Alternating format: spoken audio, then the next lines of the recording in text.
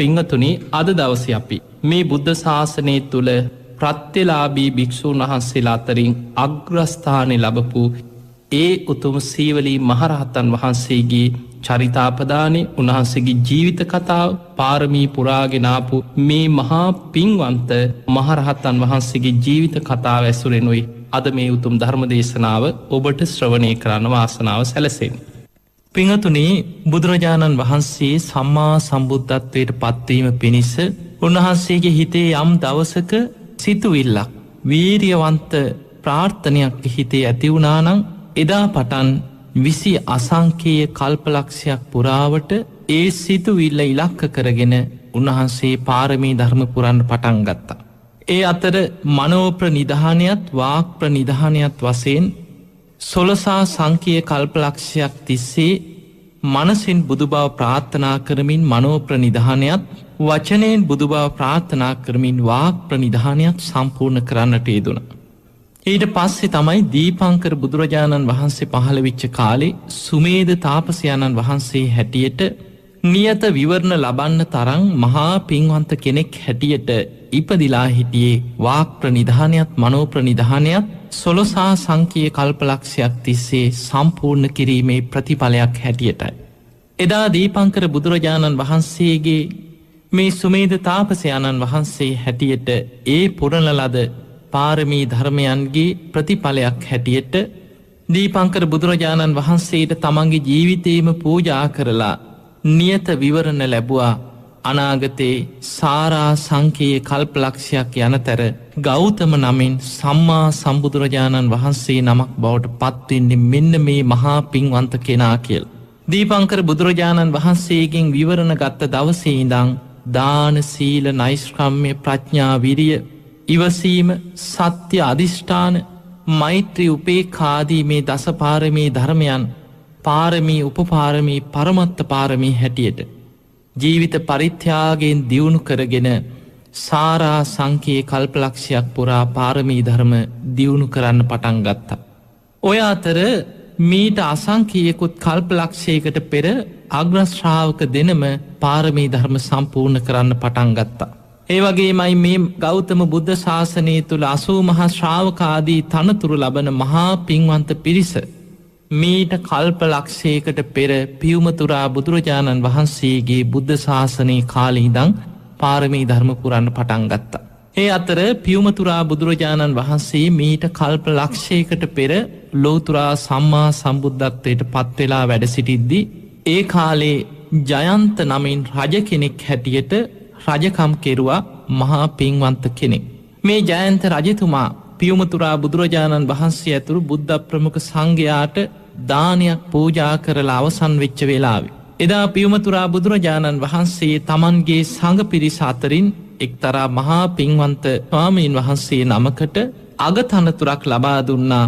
ඒ බුද්ධ ශාසනය තුළ ප්‍රත්‍යලාභීන් අතරින් අග්‍රස්ථානය මෙන්න මේ භික්ෂුවට පිරිනමනවා කියලා ඒ බුද්ධ ශාසනයේ පියුමතුරා බුදුරජාණන් වහන්සේගේ ශාසනයේ ප්‍රත්‍යලාභී භික්ෂුන් වහන්සේලාගෙන් අග්‍රස්ථානය එක් භික්ෂුවකට ලබා දුන්න. මෙන්න මේ සිදුවීම බලාගෙන හිටපු ජයන්ත රජතුමාටත් හිතුන අනේ මටත් අනාගතයේ ලෝතුරා බුදුරජාණන් වහන්සේ නමක් ලෝකෙ පහළ වෙච්ච කාලේ මටත් යම් බුද්ධ ශාසනයක ප්‍රත්‍යලාභීන්ගෙන් අග්‍රස්ථානය ලබන්න තියෙනවනම් කොයි තරම් දෙයක්ද.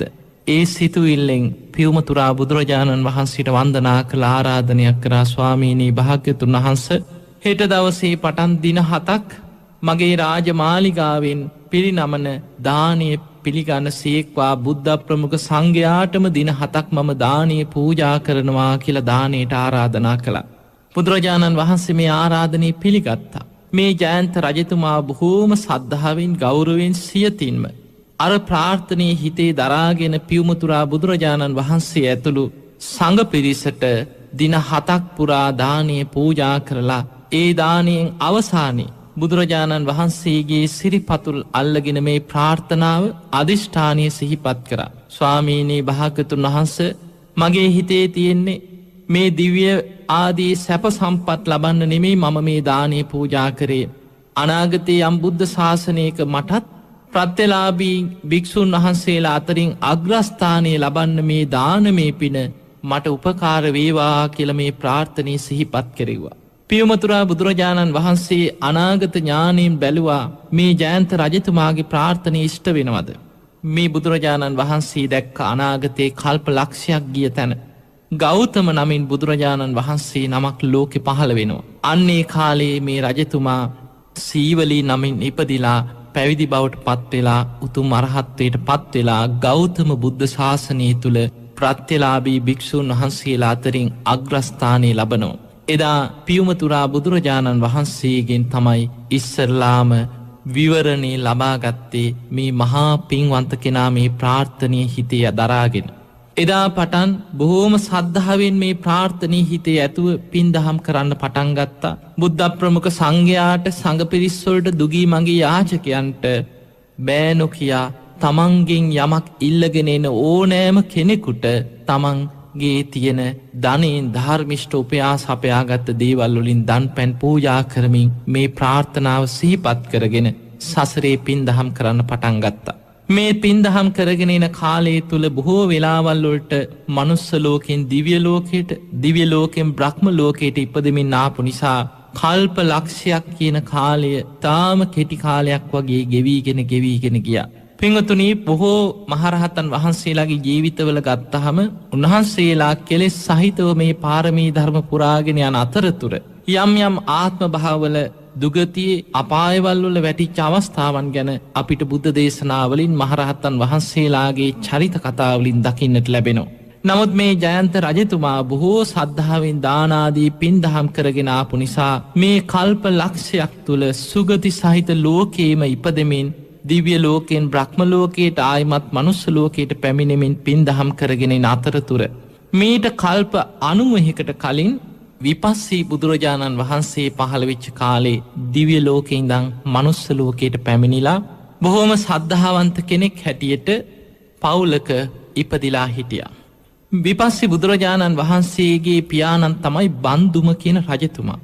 මේ බන්දුම රජතුමා බොහෝම පුදුම කෙනෙක්. බන්දුම රජතුමා බොහෝම සද්ධාවන්තයි. ඒ නිසා විපස්සී බුදුරජාණන් වහන්සේ ඇතුළු 68 ලක්ෂයක් සංඝ පිරිසට දඹදිව් තලයේ වෙහෙර විහාරස්ථාන ඉදි කරලා රාජ්‍ය අනුග්‍රහයෙන් හැමදාම තනියම දානය දෙන්නේ බන්දුම කියන රජතුමා. දිනපතා තමන්ගෙම රාජ්‍ය ධනයෙන් රජතුමා හැම නගරයකම වෙහෙර විහාර ඉදි කරලා අපිට මේ ගැන අහනකොට මතක් වෙන්නේ ධර්මාශෝක රජතුමා 84000ක් වෙහෙර විහාරස්ථාන දඹදිව් තලයේ පුරා ඉදි කරලා ඒ කාලේ වැඩ හිටිය ලක්ෂ ගණන් සංඝ පිරිසට සියලු පහසුකම් සලසපු ආකාරي අන්නේ ආකාරයටම මේට කල්ප 90කට පෙර සම්මා සම්බුද්ධත්වයට පත්වෙච්ච විපස්සී බුදුරජාණන් වහන්සේගේ පිය රජතුමා බන්දුම රජතුමා විපස්සී බුදුරජාණන් වහන්සේ ප්‍රමුඛ 68 ලක්ෂයක් සංඝයාට තනියම දන් දෙන්න පටන් ගත්තා.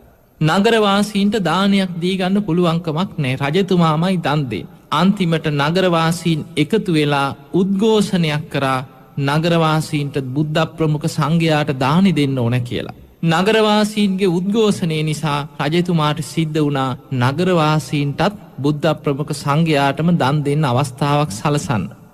ඊට පස්සේ රජතුමා තීරණය කරා රජතුමා එක දවසක් දන් දෙනවා නගරවාසීන්ට ඊළඟ දවසේ දන් දෙනවා.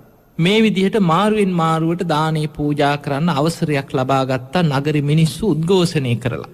දැන් ඉස්සල්ලාම මිනිස්සුන්ට නගරවාසීන්ට විපස්සී බුදුරජාණන් වහන්සේ ප්‍රමුඛ 68 ලක්ෂයක් සංඝයාට දානි දෙන්න ලැබිච්ච අවස්ථාව. මේ නගරවාසීන් සියලු දෙනාම එකතු වෙලා යොදුන් ගානක් දිගට දානශාලාවක් මණ්ඩපයක් සකස් කරලා විපස්සී බුදුරජාණන් වහන්සේ ප්‍රමුඛ 68 ලක්ෂයක් සංඝයාටම දානේ පූජා කරන්න කටයුතු සූදානම් කරා. විශාල පිරිසක් එකමුතු වෙලා ගම්වලින් එක එක පිරිස බෙදා හදාගෙන බොහෝම අලංකාරවත් විදිහට මේ දානේ පූජා කරන්න කටයුතු සූදානම් කරා.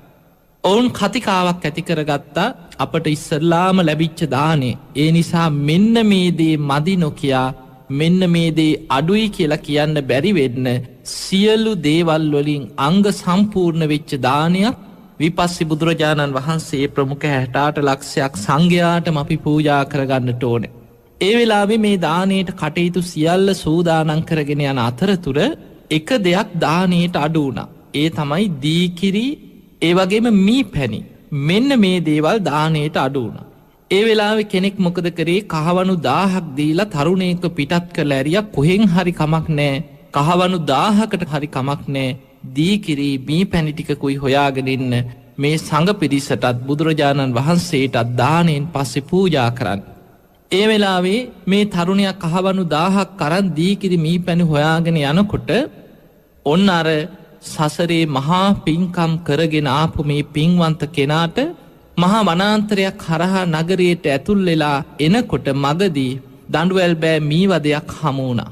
ඒ මීවදේ කඩාගෙන එනකොට මගදී දීකිරි හට්ටියකුත් ලැබුණා. මේ දීකිරි ටිකත් මී පැණි ටිකත් අරගෙන නගරයට පිවිසිලා නගරේ එනකොට අර කහවනු 1000 අරගෙන දීකිරි මී පැණි හොයාගෙන ආපු තරුණයව සම්මුඛ වුණා. මේක දැක්කට පස්සේ පුදුමාකාර සතුටක් ඇති වුණා. විපස්සී බුදුරජාණන් වහන්සේ ප්‍රමුඛ සංඝයාට පූජා කරන්න දානයට අඩු වෙලා තිබ්බ දේ ඔන්න අද ලැබුණා.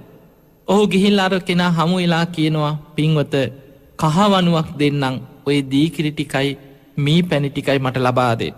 එතකොට අපිට පේනවා ඒ කාලේ දීකිරි මී පැණි ටිකයි කහවණුවක් තරම්වත් වටින්නේ නැහැ. කහවණුවකට ඉල්ලුවා.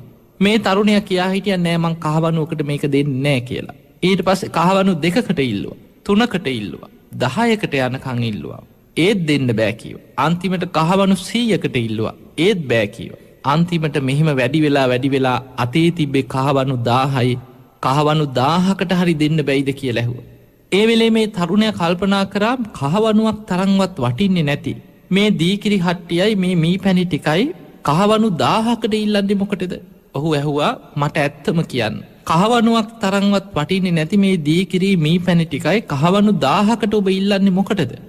අන්න එතකොට ඇත්තම කතාව කියා හිටියා අද විපස්සී බුදුරජාණන් වහන්සේ ප්‍රමුඛ 68 ලක්ෂයක් සංඝයාටම නගරවාසීන් එකතු වෙලා දානයක් පූජා කරනවා. අන්නේ දානයට අඩු වෙලා තියෙන මේ දීකිරි මී පැණි අන්නේ නිසා ඒව හොයාගෙන යන අතරතුර තමයි ඔබ මුණ ගැහුනේ.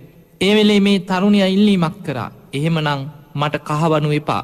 මගේ අතින්ම මේ දීකිරි ටිකයි මී පැණි ටිකයි විපස්සී බුදුරජාණන් වහන්සේ ප්‍රමුඛ 68 ලක්ෂයක් සංඝයාටම පූජා කරන්න අවස්ථාව ලැබෙනවා නම් මම ඇවිල්ලා මගේ අතින්ම මේ ටික පූජා කරන්න. ඒ වෙලාවේ මේ තරුණයා කල්පනා කරා කමක් නෑ ඒකත් හොඳයි. ඔන්න අර මහා පින්වන්ත කෙනාගේම අතින් විපස්සී බුදුරජාණන් වහන්සේ ප්‍රමුඛ සංඝ පිරිසට මේ දීකිරි ටිකයි මී පැණි ටිකයි පූජා කරන්න ලැබිච්ච අවස්ථාව. එදා මේ එක කිරිහට්ටියක් මී පැණි ටිකක් බුද්ධ ප්‍රමුඛ 28 ලක්ෂයක් සංඝයාටම පූජා කරන්න තරම් දෙයක් නෑ. නමුත් මේ පින්වන්ත කෙනා අදිෂ්ඨානයක් කරා මම සසරේ යම් තාක් දාන ආදී පින් දහම් කරලා තියෙනවද මේ සත්‍යානුභාවයෙන් මේ දීකිරි හට්ටියෙන් ගන්න කිරි හැන්ද පිරේවා. විපස්සී බුදුරජාණන් වහන්සේ ප්‍රමුඛ 68 ලක්ෂයක් සංඝයා අතරින් සියලු දෙනාටම මේ දීකිරි ටිකයි මී පැණි ටිකයි මට පූජා කරගන්න ලැබේවා කියලා පෙර කරපු පාරමී ධර්මයන් සිහිපත් කළ අදිෂ්ඨානයක් කරා. එදා මේ තරුණයා අර පිරිස අතරින් විපස්සී බුදුරජාණන් වහන්සේ ප්‍රමුඛ මේ සංඝ පිරිසට දානීය පූජා කරන තැනට ආපු වෙලාවේ විපස්සී බුදුරජාණන් වහන්සේ ඔහු දැක්ක ගමන් අඳුනගත්තා. පෙර සසරේ මහා පාරමී ධර්ම දියුණු කරගෙන එන කෙනෙක්.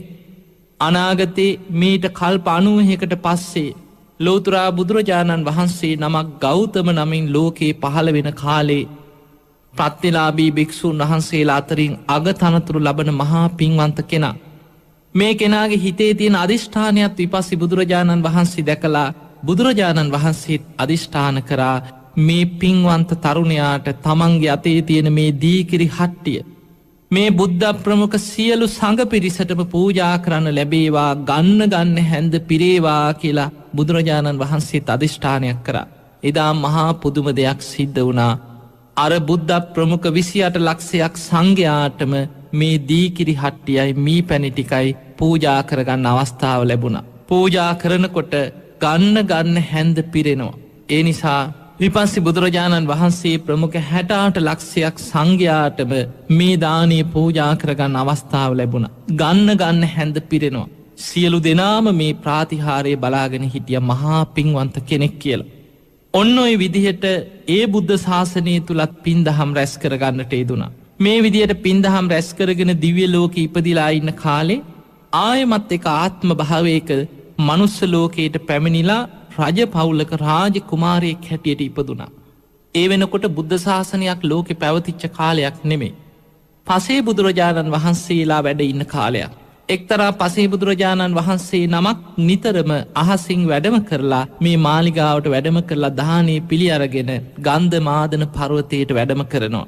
මේ පුංචි රාජ කුමාරයා තරුණ වයසට එනකොටම පිය රජතුමා මරණයට පත් වුණා. පිය රජතුමාගේ මරණයෙන් පස්සේ තරුණ වයසෙදිම අත්දැකීම් නැති තරුණ කාලෙදිම තමන්ට රජකම අභිෂේක ලැබුණා. තමන්ගේ මෑණියන්ගෙන් උපදෙස් අරගෙන තමන්ගේ රාජ්‍යයේ රාජ්‍ය කටයුතු මේ පුංචි රජතුමා රාජ්‍ය කටයුතු පාලනය කරගෙන අරගෙන යන අතරතුර යාබද රාජ්‍යක රජ කෙනෙක් කල්පනා කරා අත්දැකීම් නැති තරුණ කෙනෙක්. තාම පුංචි වයසක්. ඒ නිසා මෙන්න මේ රාජ්‍ය ආක්‍රමණය කරොත් අල්ලගන්න පුළුවන් වෙයි. මේ රජතුමා මොකද කරේ විශාල සේනාවක් අරගෙන ඇවිල්ලා මේ රාජ්‍ය වට කරලා අල්ලගන්න කඳවුරු බැඳගෙන හිටියා සේනාව සංවිධානය කරගෙන ඇවිල්ලා. මෙන්න මේ බව කලින් ආරංචි වුණා අර මෑණියන්ට. මේ අම්මා මොකද කරේ අර පුතාට උපදෙස් දුන්නා පුතේ මෙන්න මේ විදිහට කටයුතු කරන්න. මේ රාජ්‍ය අල්ලන්න යාබද රාජ්‍යක රජ කෙනෙක් සේනාවක් අරගෙන ඇවිල්ලා තියෙනවා. ඒ නිසා අපි මේ විදිහට කරමු මේ අය කොටු කරලා තියමු කියලා තමන්ගේ සේනාව සන්නද්ධ කරලා අර රජතුමා ඇතුළු බට පිරිස සම්පූර්ණයෙන්ම කොටු කරගත්තා. කොටු කරගෙන මේ අයට කිසිම ආහාරයක් පානයක් වතුර ටිකක්වත් ගන්න බැරි වෙන ආකාරයට කොටු කරලා දවසක් දෙකක් නෙමෙයි දින 7ක් තිස්සේ කොටු කරගෙන හිටිය රැකවල්ලාගෙන. අන්තිමට මේ රජතුමා ඇතුළු රාජකීය පිරිස දින 2-3 යනකොට එහෙම කලන්තේ හැදලා ඇදගෙන වැටෙන්න පටන් ගත්තා. සමහරු මරණාසන්න වුණා කන්න බොන්න නෑ ගෙනාපු ආහාර පාන අවසන් වුණා. දින ගණනාවක් යනකොට අර පසේ බුදුරජාණන් වහන්සේ දැක්කා දැන් මේ රජතුමාත් රාජකීය පිරිසත් යුද්ධ කරන්න ආවට ඔවුන්ට යුද්ධ කරන්න නෙමෙයි තමන්ගේ ජීවිතේ බේරගන්න වෙලා තියෙන්නේ. පිපාසයෙන් කුසගින්නේම තව දවසක් දෙකක් හිටියොත් මේ සියලු දෙනාම මරණයට පත් වෙනවා. එහෙම වුණොත් මේ මෑණියන්ටත් මේ තරුණ රජතුමාටත් විශාල අකුසලයක් රැස් වෙනවා. අනාගතේ මහා පින්වන්ත පිරිසක් යම් බුද්ධ ශාසනයක භික්ෂුන් වහන්සේලා අතරින් අග්‍රස්ථානයක් ලබා ගන්න තරම් පෙරුම් පුරාගෙන යන කෙනෙක්. ඒ නිසා මේ පසේ බුදුරජාණන් වහන්සේ අහසින් වැඩම කරලා අර රාජ කුමාරයාටත් අර මෑණියන්ටත් උපදෙස් දුන්නා මේ අයව මුදෝල අරින්න මේ අය නිදහස් කරලා අරින්න. තව දවසක් දෙකක් හිටියොත් මේ සියලු දෙනාම මරණයට පත් වෙනවා. ඔවුන්ට ජීවිත දාණය ලබා දෙන්න කියලා උපදෙස් දුන්නා. ඒ වෙලාවේ මේ පසේ බුදුරජාණන් වහන්සේගේ කීම අහලා මේ අයව නිදහස් කරලා ඇරියා. අන්න ඒ අකුසලය මේ රාජ කුමාරයාත් අර මෑණියනුත් සිද්ධ කරගෙන හිටියා. ඊට පස්සේ මේ සියලු දෙනාම ඒ කරම ලද පින්දහම් වලින් පසේ බුදුරජාණන් වහන්සේට අප උපස්ථානාදී පින්දහම් කරලා දිව්‍ය ලෝකේ ඉපදිලා ඔබත් මමත් සරණ ගිය ගෞතම නම් වූ සම්මා සම්බුදුරජාණන් වහන්සේ එදා තුසිත දිව්‍ය ලෝකයෙන් චුත වෙලා පින්වන්ත මහා මායා දේවියගේ කුසේ පිළිසිඳගෙන මේ ලෝකයට බිහි වුණා වෙසක් පුන් පොහෝ දවසක. පින්වන්ත මහා මායා දේවියගේම ඥාති පෙළපතක ඥාති දියණියක් හැටියට අර මෑණියන් දිව්‍ය ලෝකෙන් ඇවිල්ලා මනුස්ස ලෝකෙ සුප්පා වාසා නමින් ඉපදුනා මෞතුමියගේ ඥාති පෙළපතක ඥාති දියණියක් හැටියට. ඒ වගේම තරුණ වයසට එනකොට ලිච්ඡවි රාජ පරපුරක රාජ කුමාරයෙක් වන මහලී කියන ලිච්ඡවි රාජ කුමාරයා සමග විවාහ ජීවිතයකට ඇතුළත් වුණා. එතකොට බුදුරජාණන් වහන්සේගේම ඥාති පෙළපතක ඥාති දියණියක් හැටියට තමයි සුප්පා වාසාවත් ඒ වගේම කෝලිය වංශික රාජ කුමාරයෙක් එක්ක තමයි මහලී කියන රාජ කුමාරයා එක්ක තමයි ඇය විවාහ ජීවිතයකට පත් වුණේ. මෙන්න මේ දෙන්නට දාව දිව්‍ය ලෝකේ ඉඳන් ආපු මේ මහා පින්වන්ත කෙනා සුප්පා වාසා කියන මේ මෑණියන්ගේ කුසේ පිළිසිඳ ගත්තා. පින්වතුනි දරුවා කුසේ පිළිසිඳගත් දවසේ පටන් මේ රජ පවුලට 500ක් තෑගි බෝග ගලාගෙන එන්න පටන් ගත්තා. යාබද රාජ්‍යවල රජවරු සිටුවරු රාජ කුමාරවරු හිතවත් අය සියලු දෙනාම දිනපතා 500 බැගින් තෑගි බෝග නිවසට ගලාගෙන එනවා මේ මහා පින්වන්ත දරුවගේ පිනට. දින 2-3 යනකොට මේ කතාව ආරංචි වුණා මහා පින්වන්ත කෙනෙක් මේ කුසේ පිළිසිඳගෙන තියෙන්නේ. පුදුමාකාර ලැබීමක් මේ අයට ලැබෙනවා. මිනිස්සු මොකද කරේ දැන් කාලයක් යනකොට මේ අම්මව දෝලාවලින් එක්කරගෙන යනවා තමන්ගේ අටුකොටුවලට අතගස්ස ගන්න. ඒ වගේ අස්වැන්න නිලන්න පෙර වී වපුරන්න පෙර ඒ වී කොටුවලට අතගස්වනවා සුප්පාවාසාමෑනියන් ලවා. අත ගහන වී අස්වැන්න වෙනදට වඩා වේගෙන් වර්ධනය වෙලා අස්වැන්න සරුවෙනවා. ඒ නිසා බොහෝ දෙනෙක් අතර මේ ගෞරවය කීර්තිරාවේ පැතිරිලා ගියා මේ සුප්පාවාසා මේ දියණියට ලැබෙන්න ඉන්නේ මහා පින්වන්ත දරුවෙක් කියලා. හැබැයි පින්වතුනි අර සසරේ කරලා තිබ්බ අකුසල විපාකයක් එක්ක සාමාන්‍ය දරුවෙක් මාස 10න් 9න් බිහි වුණාට මේ දරුවා එහෙම බිහි වෙන්නේ නැතුව කුස තුලම ටික වර්ධනය වුණා. අවුරුදු 7ක් යනතෙක් මේ දරුවා කුසේ වර්ධනය වෙන්න පටන් ගත්තා. මේ දරුවා බිහි නොවි අවුරුදු 7ක්ම කුසේ වැඩුණා. දරුවා බිහි වෙන්න ආරම්භ වුණේ අවුරුදු 7කට පස්සේ. නමුත් අවුරුදු 7කට පස්සේ දරුවා බිහි වෙන්න ගිහිල්ලා දින 7ක් පුරාවට මේ අම්මා ප්‍රසූත වේදනාවෙන් පුදුමාකාර දුකක් වින්දා. රෑ තිස්සේ නිින්ද යන්නේ නැහැ. පුදුමාකාර වේදනාවක් වින්දා. දින 7ක් තිස්සේ දරුවා බිහි වෙන්නේ නැතුව දරුවා බිහි නොවි ඉන්නකොට මේ අම්මට හිතුණා අනේ මං මේ වේදනාවෙන්ම මරණයට පත් වෙයි. දින 7ක් තිස්සේ මං පුදුමාකාර දුකක් විඳිනවා මේ දරුවා බිහි වෙන්නේ නැහැ. ඒ වෙලාවේ තමන්ගේ ස්වාමියා වන මහලී කියන රාජකුමාරයාට කතා කරලා කිව්වා ඔබ යන්න බුදුරජාණන් වහන්සේ මුණ ගැහෙන්න. උන්වහන්සේ මේ අසල ආරාමයක වැඩ ඉන්නවා. බුදුරජාණන් වහන්සේට ගිහින් වන්දනා කරලා කියන්න ස්වාමීනී භාග්‍යතුන් වහන්සේ ඔබ වහන්සේගේ ඥාති දියණියක් වන සුප්පාවාසාව දරුවෙකු බිහි කරන්න ගිහිල්ලා අවුරුදු 7ක් තිස්සේ පුදුමාකාර දුකක් විඳිනවා දරුවා බිහි වෙන්නේ නැතුව. ඒ වගේම මීට දින 7කට පෙර දරුවා බිහි වෙන්න ආසන්නව දරුවා බිහි වෙන ලකුණු පහළ වෙලා දරුවා බිහි නොවි දැන් දින 7ක් තිස්සේ බොහෝම දුකක් විඳිනවා.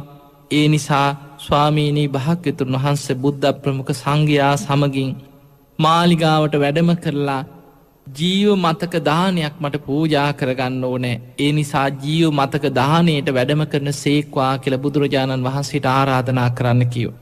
සුප්පාවාසාවට හිතුනේ තමන් මැරෙයි කියලා.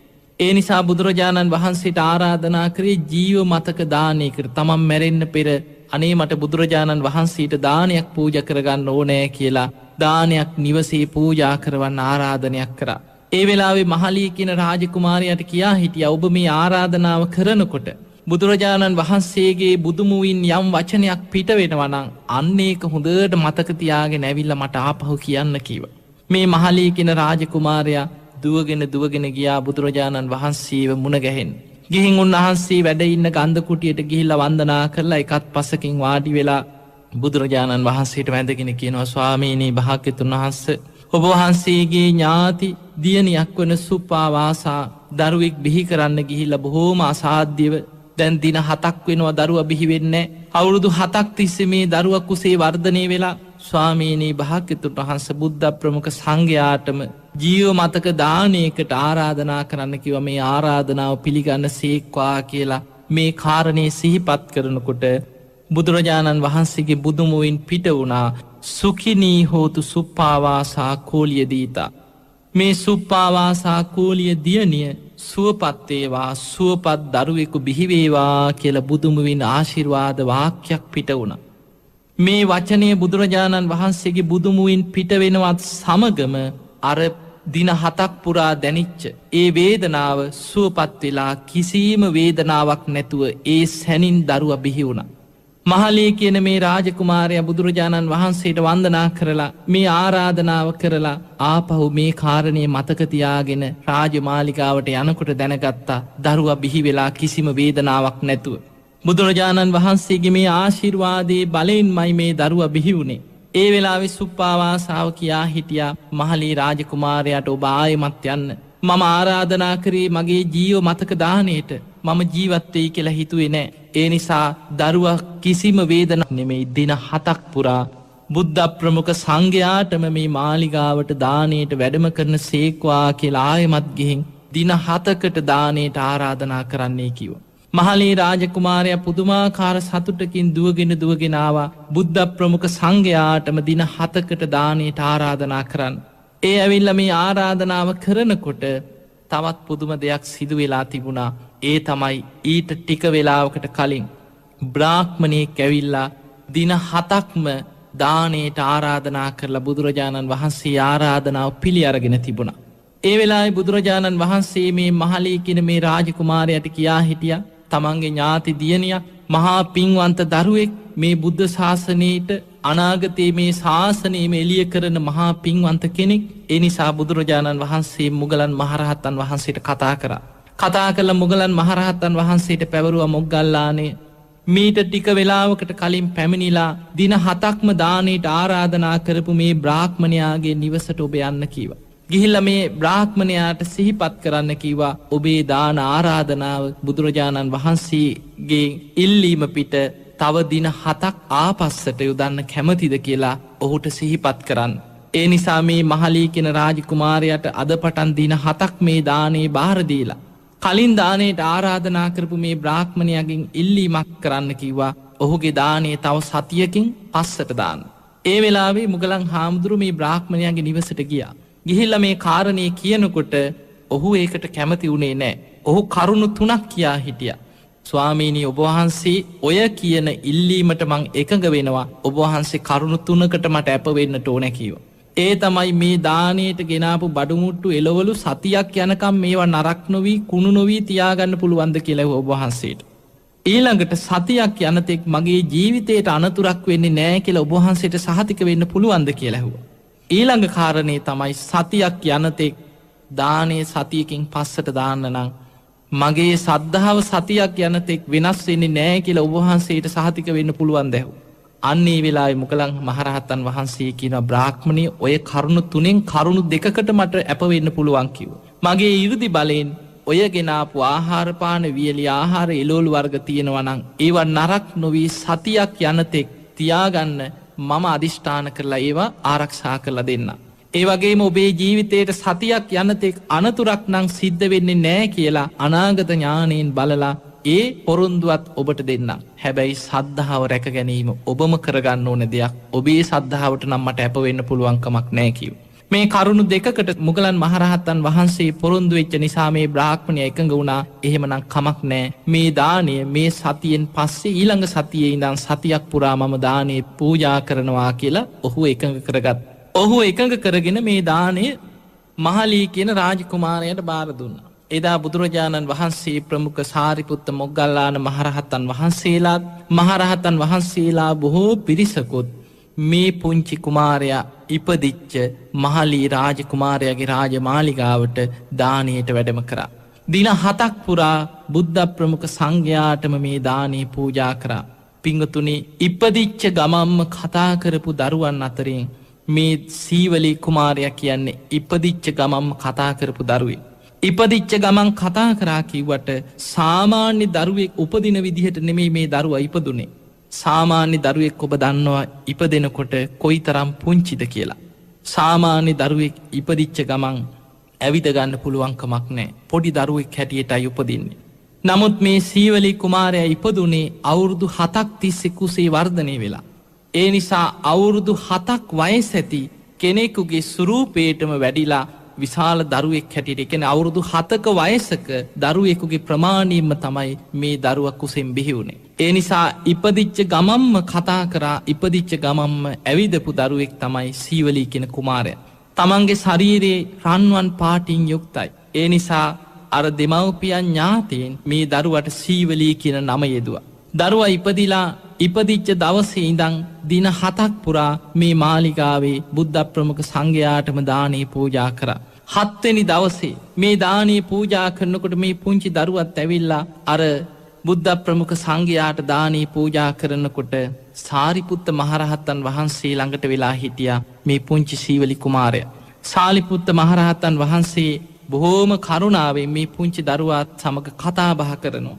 මෑණියන් මේ දිහා බලාගෙන හිටියා සුප්පා වාසාව අම්මගේ හිතේ මේ දරුවා අනේ මේ ප්‍රඥාවන්තයන් අතර අගතැන්පත් සාරිපුත්ත මහරහතන් වහන්සේ එක්ක නේද බොහෝම හිතවත්කමින් මේ කතා කරන්නේ. මේ දරුවා කොයි තරම් පින්වන්ත කෙනෙක්ද සාරිපුත්ත මහරහතන් වහන්සේ සමග මේ තරම් හිතවත්කමින් කතා කරන්න කියලා දරුවා ගැන දරු සෙනෙහසක් ඇති වුණා.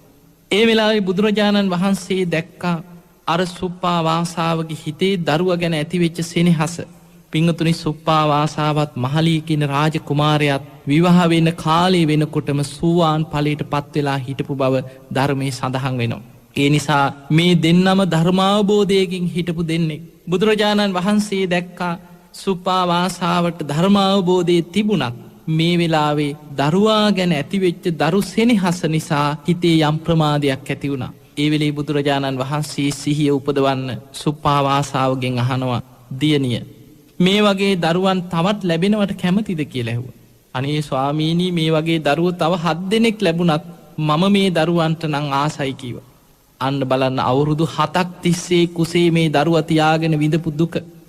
දරුවා බිහි වෙන්න ගිහිලා දවස් 7ක් තිස්සේ විඳපු වේදනාව අර දරු සෙනෙහසත් එක්ක අමතක වෙලා ගියා.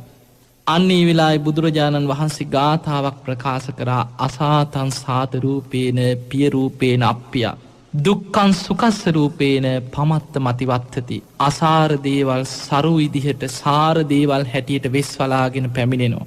දුක්ඛං සුඛස්ස රූපේන දුක කෙනෙක් ඉදිරියට එන්නේ සැපයක් විදිහට වෙස්වලාගෙන. පිය රූපේන අප්පිය අප්‍රිය දේවල් ප්‍රිය ස්වරූපයෙන් වෙස්වලාගෙන පැමිණිලා ප්‍රමාද වෙච්ච කෙනාව යට කරගෙන ඒ කෙනාව ආපස්සට ඇදලා දානවා. සසරේ ඒ කෙනාව සසරට ඇදලා දානවා. මෙන්න මේ ගාථාව බුදුමුවින් පිට වෙනකොටම අන්න සිහිය ඉපදුනා. ඒ වෙලාවේ සුප්පියා උපාසිකාව කියනවා අනේ ස්වාමීනී භාග්‍යතුන් වහන්සේ මට ආයිමත් සසරේ එක දරුවෙක්වත් එපා මේ මම විඳපු දුක මට හොඳටම ඇති කියලා සිහිය උපදවාගත්.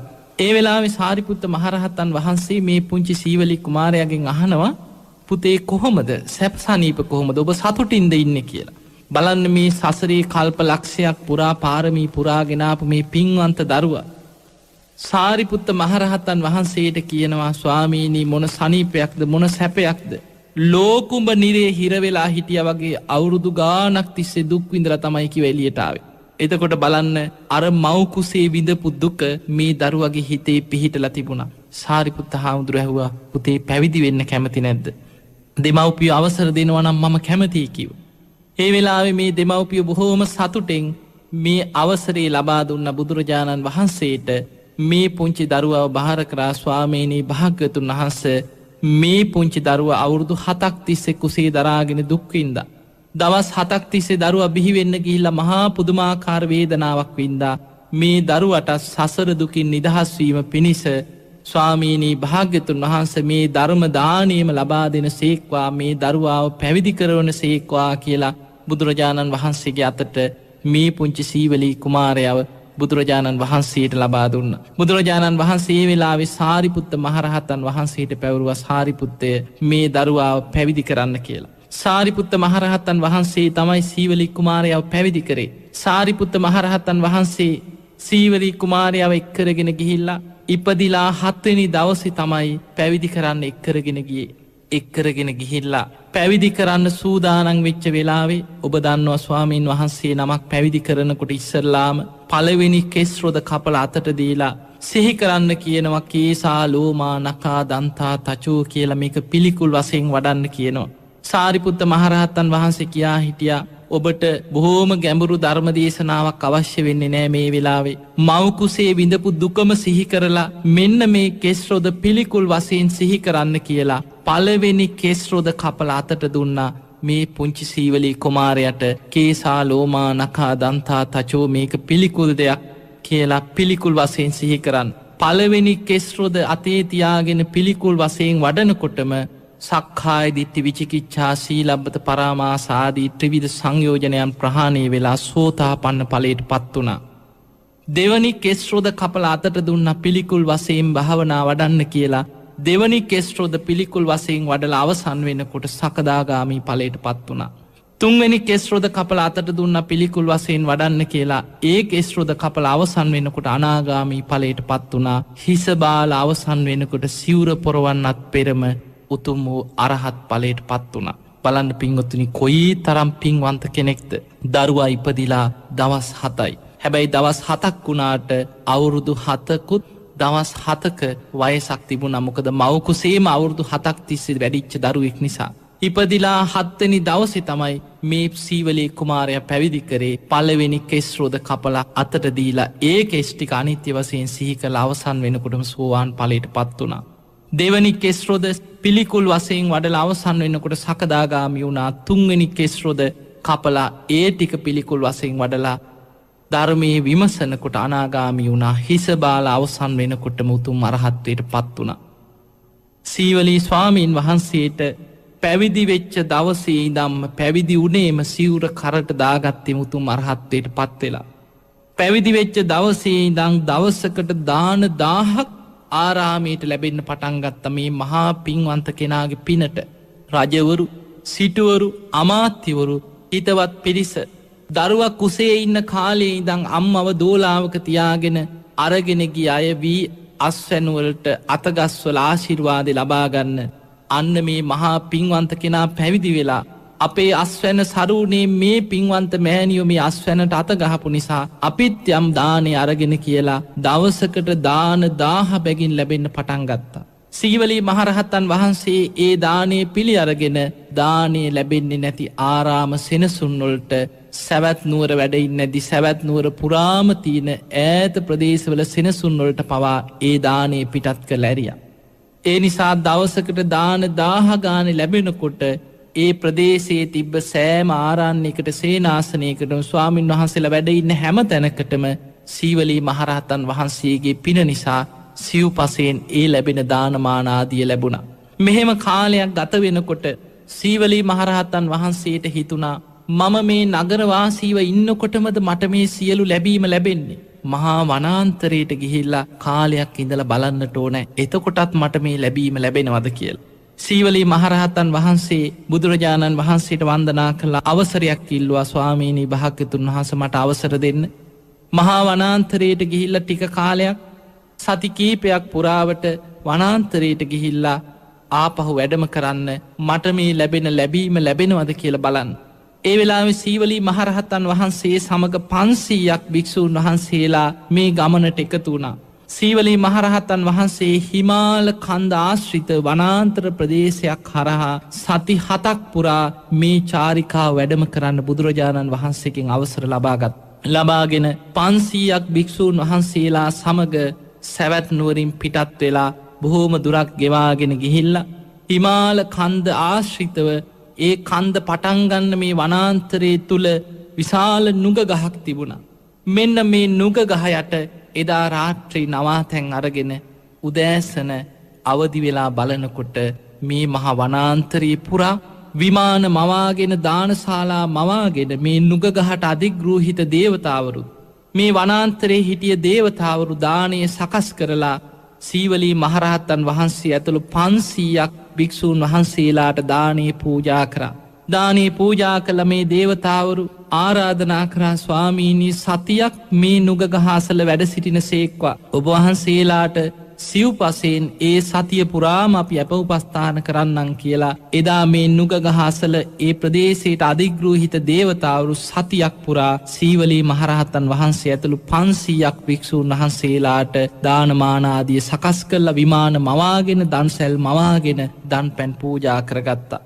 ඒ සති අවසන් වෙලා සීවලී මහරහතන් වහන්සේ එතනින් ඉහළට වනාන්තරයේ ඇතුළට නැගලා පාණ්ඩව කියන පර්වතයට ළඟා වුණා. පාණ්ඩව පර්වතයේ මත සීවලී මහරහතන් වහන්සේ 500ක් රහතන් වහන්සේලා සමගින් එදා රාත්‍රී නවාතැන් අරගෙන හිමිදිරි උදෑසන අවදි වෙනකොට මෙන්න මේ පර්වතයේ වටේට දානශාලාවල් මවාගෙන පාණ්ඩව පර්වතයට අධිග්‍රෝහිත දේවතාවරු දානේ සකස් කරගෙන දානේ පිළිගන්වන්න සූදානමින් සිටිනවා.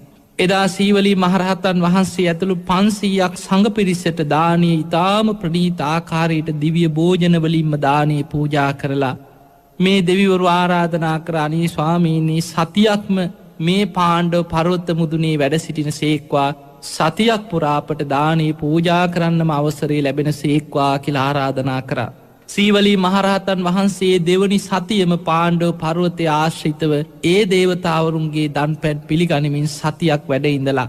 දෙවනි සති අවසන් වෙලා අචිරවතී කියන ගංගාව පටන්ගන්නේ හිමාල කඳු මුදුනේ. මේ ගංගාව අසබඩට සීවලී මහරහතන් වහන්සේ මේ රහතන් වහන්සේලා සමගින් වැඩම කරලා ගං යුරේ වැඩ ඉන්නකොට මේ ගංගාවට අධිග්‍රෝහිත දේවතාවරුත් ගං යුර ආශ්‍රිත වෘක්ෂ දේවතාවරුත් විමාන මවාගෙන දිව්‍ය භෝජන සහිත දානය අරගෙන ඇවිල්ලා සීවලී මහරහතන් වහන්සේ ඇතුළු මේ රහතන් වහන්සේලාට සතියක් පුරා දානය ආරාධනා කළ පූජා කරගත්තා. තුන්වෙනි සතිය අචිරවතී ගංගාව ආශ්‍රිත දේවතාවරුන්ගේ දානමාන පිළිගනිමින් වැඩ හිටිය. ඊළඟට එතනින් සාගර තලයට වැඩම කරා සීවලී මහරහතන් වහන්සේ ඇතුළු 500ක් රහතන් වහන්සේලා. සාගර තලයේ ආශ්‍රිත දේවතාවරු ඒ ප්‍රදේශයට අධිග්‍රහිත දේවතාවරු සාගර තලයේම විමාන මවාගෙන දන් පැන් සකස් කරලා දානයේ පූජා කරගන්නට යෙදුන සතියක් පුරා. හතරවෙනි සතියේ සාගර තලයට අධිග්‍රහිත දේවතාවරුන්ගේ දානමානාදිය පිළිගත්ත සීවලී මහරහතන් වහන්සේ පස්වෙනි සතියේ හිමාල කඳු මුදුනටම නැගගත්තා. 500ක් මේ භික්‍ෂූන් වහන්සේලා සමග මහා වනාන්තරයේ මැද්දේ හිමාල කඳු මුදුනටම වැඩම කරලා වැඩ ඉන්නකොට හිමාල කඳු මුදුනේ ඒ ප්‍රදේශයේ පර්වත උක්ෂ විමාන කරගත් දෙවි දේවතාවුන් සතියක් පුරා ආරාධනා කරලා පෙර දෙවි දේවතාවුන් දානේ පූජා කරපු පරිද්දෙන්ම බොහෝම ප්‍රනීත විදිහට දිව්‍ය භෝජනවලින්ම සතියක්ම දානමානාදිය පූජා කරගන්නට යෙදුණා. එතනින් උන්වහන්සේ 6 වෙනි සතියේ චද්දන්ත කියන විලාසලට වැඩම කරා. සීවලී මහරහතන් වහන්සේ ඇතුළු 500ක් භික්ෂූන් වහන්සේලා චද්දන්ත විලාසලට වැඩම කරපු වෙලාවේ පින්වතුනි ධර්මයේ සඳහන් වෙනවා චද්දන්ත විල කියලා කියන්නේ හිමාල කඳු මුදුනේ තියෙන බොහෝම රමණීය තැනක්. මේ චද්දන්ත විලාසල මහා පින්වන්ත හස්ති චද්දන්ත කියන කුලයට අයිති හස්තීන් ඉන්න මේ වනාන්තර භූමියක් තමයි හිමාල කඳු මුදුනේ තියෙන චද්දන්ත විල කියලා කියන්න. මේ චද්දන්ත විලාසල ඉන්න මේ හස්තීන් පළවැල නෙලාගෙන ඇවිල්ලා සතියක් පුරා සීවලී මහරහතන් වහන්සේ ඇතුළු 500ක් රහතන් වහන්සේලාට මේ ඇතුන් අප උපස්ථාන කරමින් දානේ පූජා කරගත්තා. ඒ වගේ මේ භූමියට අධිග්‍රහිත දෙවි දේවතාවුනුත් දානේ පූජා කරා සතියක් තිස්සේ. ඒ සතියක් පුරා චද්දන්ත විලාසල වැඩ ඉඳලා එතනින් පහලට බැහැගෙන ඇවිල්ලා ගන්ධමාදන පර්වතයට වැඩම කරා සීවලී මහරහතන් වහන්සේ. පිංගුතුනි හිමාල කඳු මුදුනේ තියෙන ගන්ධමාදන කියන පර්වතයේ පසේ බුදුරජාණන් වහන්සේලා පහළ වෙච්ච කාලේ වැඩ ඉන්න පර්වතයක්. පසේ බුදුරජාණන් වහන්සේලා ලෝකේ වැඩ ඉන්නකොට මේ ගන්ධමාදන පර්වතයේ තුල පසේ බුදුරජාණන් වහන්සේලා වෙනුවෙන් කුටි සෙනසුන් ආදී සියලු පහසුකම් මැවිලා උන්වහන්සේලා ඒ පර්වතයේ තුල තමයි ධර්ම සාකච්ඡා කරමින් විවේකයෙන් වැඩ සිටින්නේ. දානේ පිණිස එතනින් තමයි අහසට පැන නැගලා නොයෙක් ප්‍රදේශවලට දානයට පිණ්ඩපාතේ වැඩම කරලා ඒ ලැබෙන පිණ්ඩපාතේ ටික අරගෙන ආයෙමත් අහසින්ම ගන්ධමාදන පර්වතයට පසේ බුදුරජාණන් වහන්සේලා වැඩම කරනවා. මෙන්න මේ ගන්ධමාදන පර්වතයේ තුල නාගදත්ත කියලා විශාල වෘක්ෂයක් තියෙනවා. මෙන්න මේ වෘක්ෂයට අධිග්‍රහිත නාගදත්ත කියන දේවතාවුන් වහන්සේ එදා සීවලී මහරහතන් වහන්සේ ඇතුළු 500ක් රහතන් වහන්සේලාට දානේ පූජා කරා. දානේ පූජා කරා විතරක් නෙමෙයි ආරාධනා කරා ස්වාමීනි සතියක් පුරා ඔබ වහන්සේ මේ 500ක් පිරිස සමග මේ භූමියේ ගන්ධමාදන පර්වත භූමියේ මේ උක්ෂ සෙවණේ වැඩ සිටින සේක්වා ඔබ වහන්සේලාට සියලු පහසුකම් අපි මවල සකස් කරලා අපට සතියක් පුරා දානේ පූජා කරන්න අවසරේ ලැබෙන සේක්වා කියලා සතියක්ම දානේ පූජා කරා. ඒ දානේ තුල විශේෂිත දෙයක් තිබුණා. ඒ තමයි මේ නාගදත්ත කියන උක්ෂ දේවතාවුන් වහන්සේ පූජා කරපු දානේ පස්බෝ රසයන්ගෙන් යුක්තයි. ඒ වෙලාවේ සීවලී මහරහතන් වහන්සේ විමසලා තියෙනවා දෙවියන්ට කොහෙන්ද මේ පස්බෝ රස කියලා.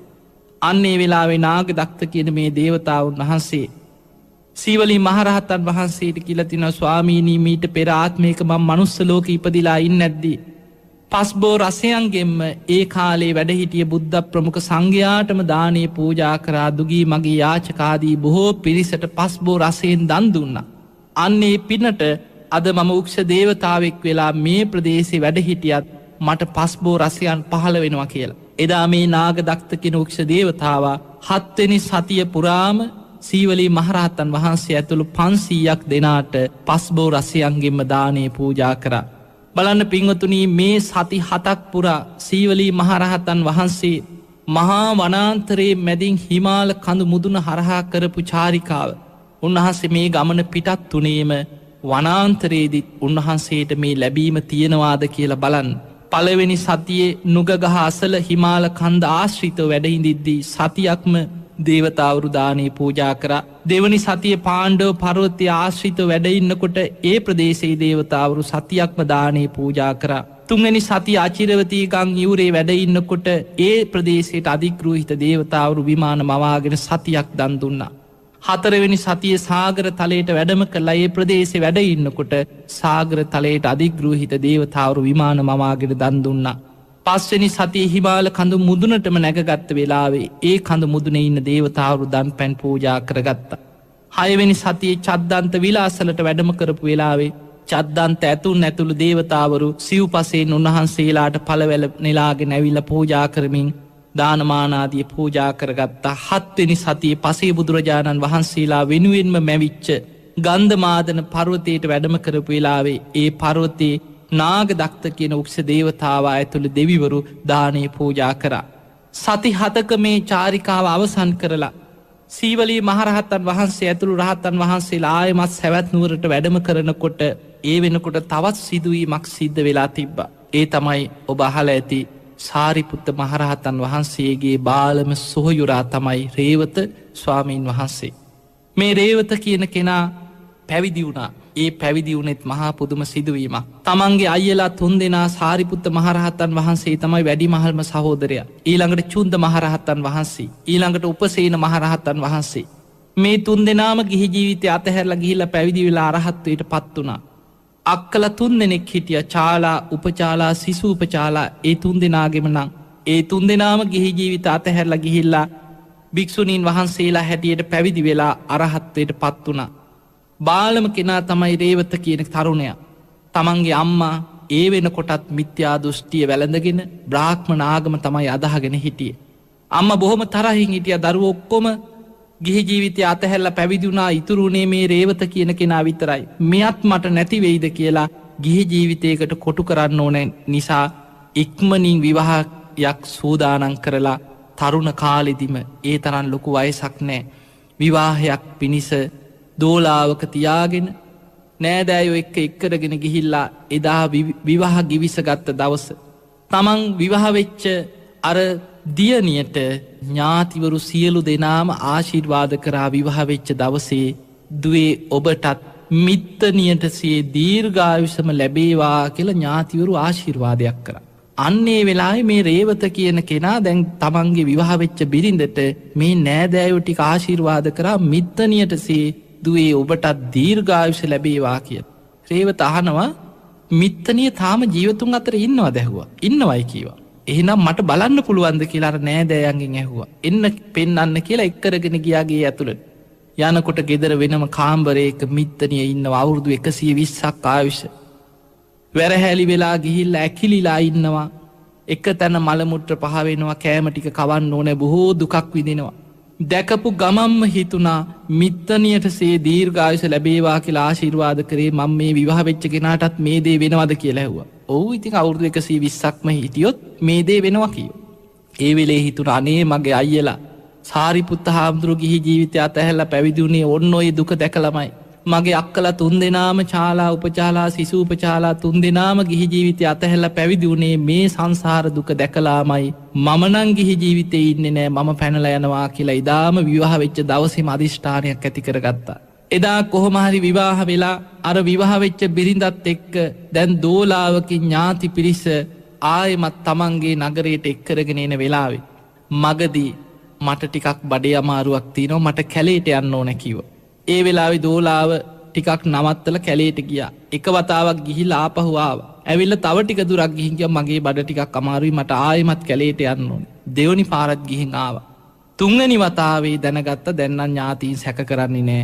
තුන්වෙනි වතාවේ බඩේ අමාරුවක් තියෙනවා. පොඩ්ඩක් නවත්තන්න කියලා කැලේ ඇතුළට ගිහිල්ලා අර ආභරණ මගුල් ඇඳුම් ඔක්කොම ගලවලා වීසි කරලා දුවගෙන ගියා කැලේ ඇතුළට. දුවගෙන කැලේ පීරගෙන දුවගෙන යනකොට හාමුදුරු වගේක් භාවනා කරනවා. ඉක්මනට ගිහින් වන්දනා කළා කිව්වා අනේ ස්වාමීනි මගේ ලොකු අයියා තමයි සාරිපුත්ත මහරහතන් වහන්සේ.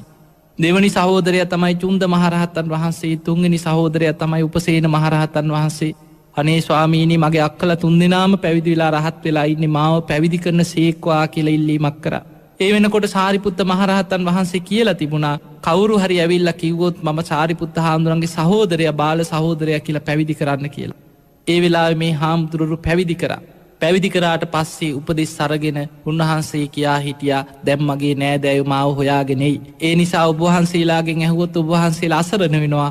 ඒ නිසා මම මේ කැලේ ඇතුළටම යනවා කියලා කදිර වනේ කියන මේ වනාන්තරයේ ඇතුළටම ගිහිල්ලා උන්වහන්සේ අර කමටහන් මෙනෙහි කරමින් භාවනා කරමින් වැඩ හිටියා. රේවත හාමුදුරුව පැවිදි වුණා කියන ආරංචිය සාරිපුත්ත හාමුදුරුවන්ට දැනගන්න ලැබිලා සාරිපුත්ත මහරහතන් වහන්සේ බුදුරජාණන් වහන්සේගෙන් අවසර ඉල්ලුවා ස්වාමීනී භාග්‍යතුන් වහන්සේ මගේ බාල සහෝදරයත් පැවිදි වෙලා මට උන්වහන්සේව බලන්න යන්න අවසර දෙන සේක්වා කියලා. බුදුරජාණන් වහන්සේ වදල සාරිපුත්ත පොඩ්ඩක් කොහොම ඉවසලා ඉන්න මේ ගමනට තථාගතයන් වහන්සේත් වැඩම කරනවා තථාගතයන් වහන්සේත් රේවතව දකින්න වඩිනවා ඒ නිසා තව මාස 3ක් යනකම් ඔහොම ඉන්න කීවා. ඒ වෙනකොට බුදුරජාණන් වහන්සේ දැක්ක හරියටම මාස 3ක් අවසන් වෙනකොට සීවලී හාමුදුරුවොත් අර චාරිකාව ඉවර කරලා ආපහු සැවැත් නුවරට එනවා. ඒ වගේම මාස 3ක් අවසන් වෙනකොට මේ රේවත හාමුදුරුවෝ කදිර වනේම භාවනා කළ උතුම් අරහත්වයට පත් වෙනවා. ඒ වෙනකොට මාස 3ක් ගෙවිලා අවසන් වෙනකොට බුදුරජාණන් වහන්සේ රේවත මහරහතන් වහන්සේව දකින්න සාරිපුත්ත හාමුදුරුව සමග ගමන පිටත් වෙන සූදානම් වෙනකොට බුදුරජාණන් වහන්සේ සමග 30000ක් සංඝ පිරිස මේ ගමනට සූදානම් වෙලා හිටියා.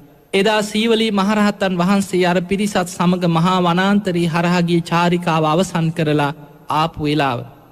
ඒ වෙලේ බුදුරජාණන් වහන්සේ සීවලී මහරහතන් වහන්සේත් මේ පිරිසත් බුද්ධ ප්‍රමුඛ 30000ක් සංඝයා සමග මේ ගමන පිටත් වෙන්න පෙර බුදුරජාණන් වහන්සේ පිරිසට කියා හිටියා මේ ගමන බොහෝම දුෂ්කරයි. සැවැත් නුවර ඉඳන් යොදුන් 60ක් යනවා කදිර වනයේට නගරය ආශ්‍රිතව වැඩම කරන්න ගියොත් යොදුන් 60ක දුරක් තියෙනවා.